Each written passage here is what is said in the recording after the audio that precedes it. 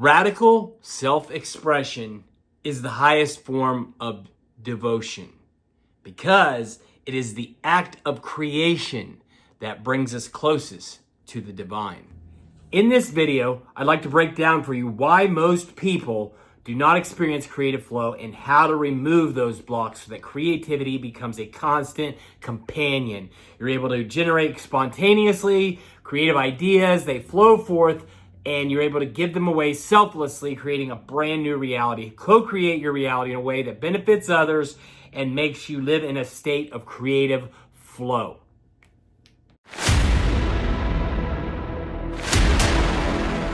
We have this concept in our society of a starving artist, a person who forsakes worldly pursuits in pursuit of their passion, in pursuit of their creative endeavor, in pursuit of their craft, their art, and that this person or this individual, this archetype, starves. I often picture them living like in a van or in a camper or in the woods, no food in the cupboard, and they are just helplessly obsessed with their craft.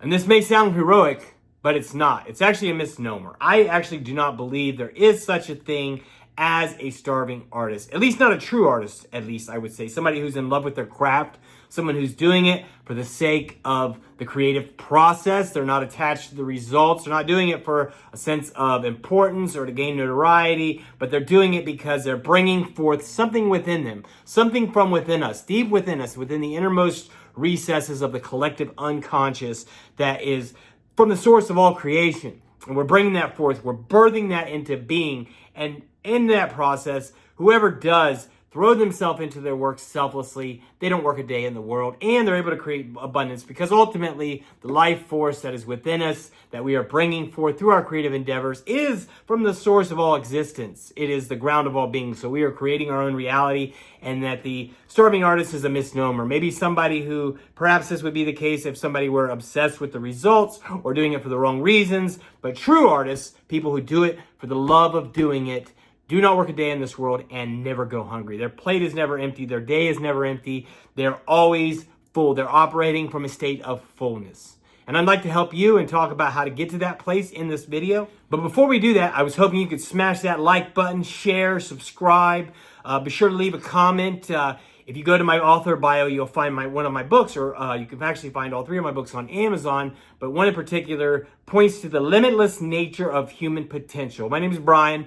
I'm a lifelong journalist, a content creator. I do this for a living, and I'm a writer. And I want to share with you all that human potential is limitless. We are all essentially capable of things that we would never have, human potential is limitless. And I'll leave that in the comment for my books. And without further ado, let's delve into this concept of the starving artist, or what it could be blocking your creative flow. And what I'll say is that when we get out of the way, I've studied the lives of all great artists, all great musicians, everyone who's created a masterpiece. There's generally a theme in what they'll tell you. And that theme is that they didn't actually create it, that it actually came from inside of them, that it didn't belong to them, and that they were merely channels or vessels for this creative intelligence that resides in us all. And so one of the things they'll say is how they were able to bring that into being is by essentially getting the personal identity out of the way, getting me out of the way, so that we're not hindering the flow that comes from within us. And so part of doing that for me is what I've learned, and what I learned as an award-winning reporter. One of the things that allowed me to generally, whenever I had a great concept or this brilliant idea and I put all this emphasis on it and I wanted it to do well, those weren't the ones that did well. It was generally when I was in the act of creation on a daily basis. Once it had become a part of my habitual routine, non-negotiable, whether it's perfect or not, I am going to create content, because we all operate on the habitual mind. So when that became a habit, when I was a reporter and before I fell into active addiction and lost my career, I had a tremendous amount of success making content go viral, for one. For two, getting content picked up by large news organizations. And three, just having a large, the readership or the audience resonating strongly with the content that I created, because I was creating it on a habitual basis. I lost myself in the creative process. It wasn't about me. Now, the formula that I'm going to lay out here is create, refine, repeat. Create, refine, repeat. Create, refine, repeat. That is the process, is that essentially you're going to continue putting stuff out there. You will grow and evolve in the process. Like as I'm doing now, I'm still growing and evolving. It's a lifelong journey.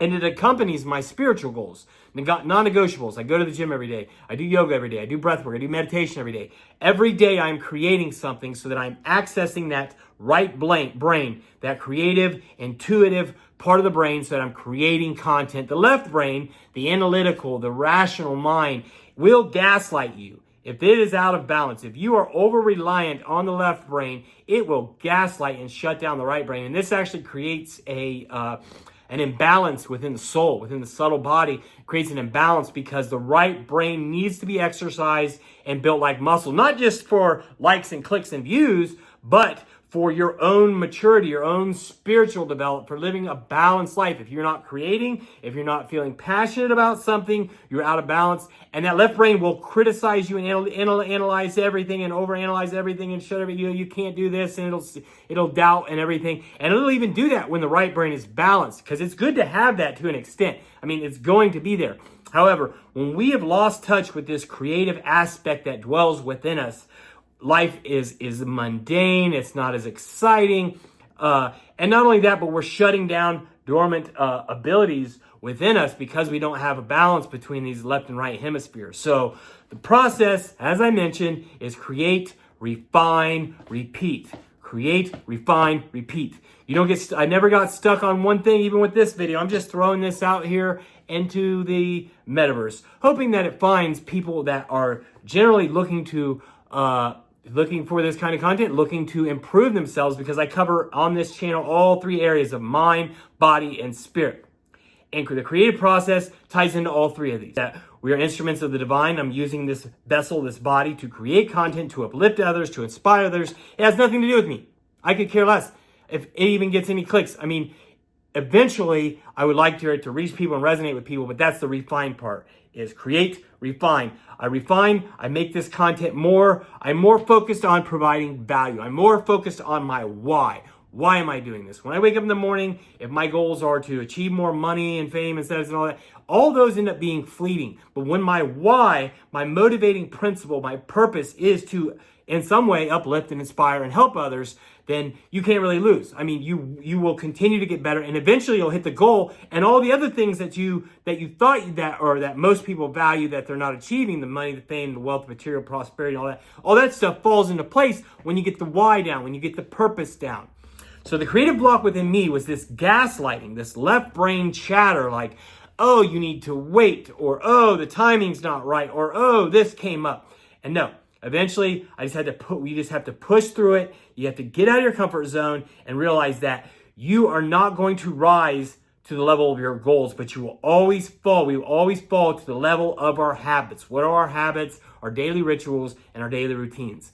If these aren't aligned with a growth model, if I'm not stepping out of my comfort zone and doing something new each day, creating something, working to tweaking some part of my 24-hour cycle, because a lot of us are caught in Groundhog Day. I'm caught in Groundhog Day, where it's like, essentially I'm repeating the same pattern. I'm like, well, I have time now. I have abundance. I've generated abundance. I've generated a strong sense of purpose. And so the next threshold would be, let me start creating daily videos. And they don't even have to be very scripted. You know what I mean? I do put an outline, but generally what I'm sharing right now and what I'm sharing in my other videos is entirely unscripted, because I don't want to rely on technology too much. I don't want to have AI writing my content, because then that defeats the purpose. The purpose is to get out of my comfort zone, to exercise these creative muscles, and to create, refine, repeat. In any case, so that's been one of the biggest blocks, is that I have to get out of my own way. All great artists say this. Everyone that's up there on the world stage, that, they're at the top, they are in it because they are doing it for the art and for the sake of doing it. They have fallen in love with the process. How that comes out into this world, when you fall in love in the process, you are no longer attached to the results. When you're attached to the results, that's totally ego. It's going to hold you in a lower vibrational frequency, because this is not allowing the universe, your higher self, to open doors for you to synchronicity and for growth, because you have your own ideas. I have my own ideas. let's just take that and empty that. The best thing that ever happened to me was a spiritual awakening that emptied all that. So, I was on this upswing through life of being a journalist, being an award-winning writer, having published thousands of articles, appeared on national television, written books, and then for that to be derailed into active addiction. Addiction and hitting rock bottom was the best thing that ever happened to me, because there was this shift eventually where I just said, okay, my way isn't working. I'm going to turn into a higher way, align myself with a higher purpose. And so having said that, I would encourage you to get in the process, whether it's a few minutes a day, whether it's journaling, whether it's making a few videos, of just getting in the act of creating and understanding that you are a creator being.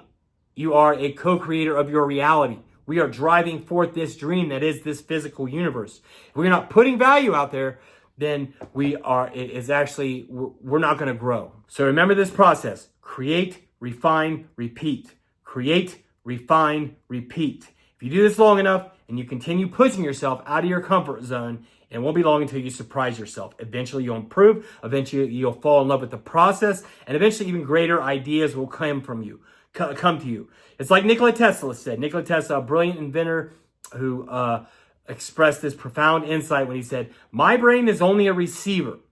In the universe, there is a core from which we obtain knowledge, strength, and inspiration.